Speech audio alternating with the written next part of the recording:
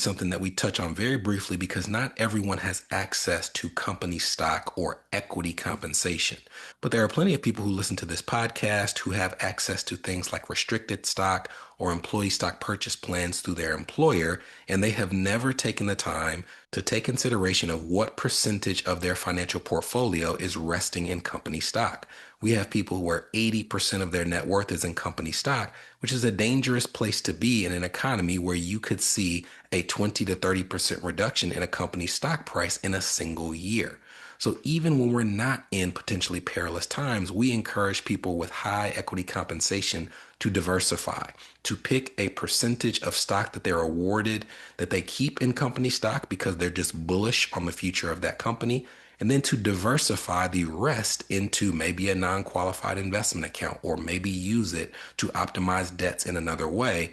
And that advice holds true, especially in times like this.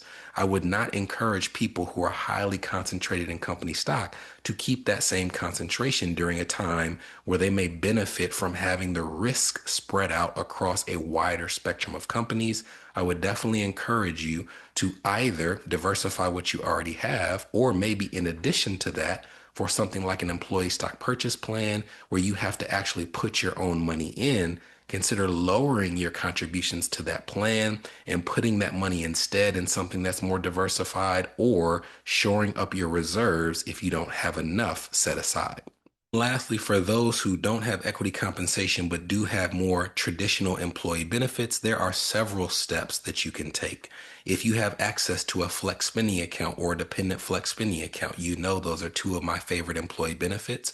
I would still utilize them. As a reminder, you can put money into these accounts pre-tax, and you can use them for things that you already have to pay for. Aftercare, babysitting for a dependent flex spending account. If you have a flex spending account, co-pays for physicians, over-the-counter medications, tests for your vision, glasses. If you have a health savings account where funds don't revert, they roll over from year over year, many people will use this kind of as a secondary retirement account.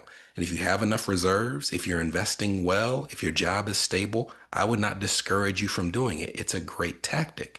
However, if you're in a position where you don't have reserves, then maybe this would be a year where if you have out-of-pocket healthcare expenses, you do use those HSA funds to make sure you don't liquidate your reserves any more than is already necessary. You also see plenty of people who have W-2 jobs where they get large and consistent refunds every year, which in many cases is a function of improper withholdings through their paycheck, where their employer is withholding more than is needed to cover their tax burden. If that's the case, you might consider talking to a tax professional to find a more appropriate amount and put that money in your emergency reserves on a consistent basis throughout the year.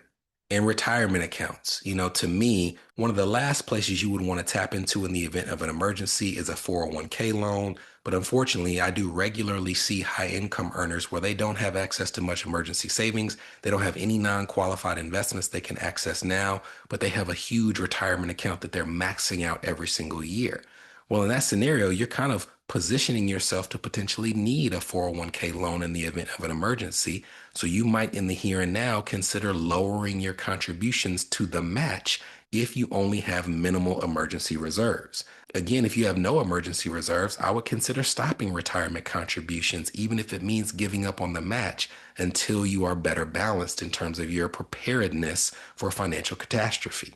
There are also types of retirement plans if you are a government or a university worker or a hospital worker, like a 457 plan, which is a really flexible retirement plan that typically does not involve any matching dollars from your employer, but it does give you the ability to access those funds as long as you're separated from service, as compared to a 401k or a 403b, where you have to wait until a certain age, typically 55 or 59 and a half, before those funds are accessed.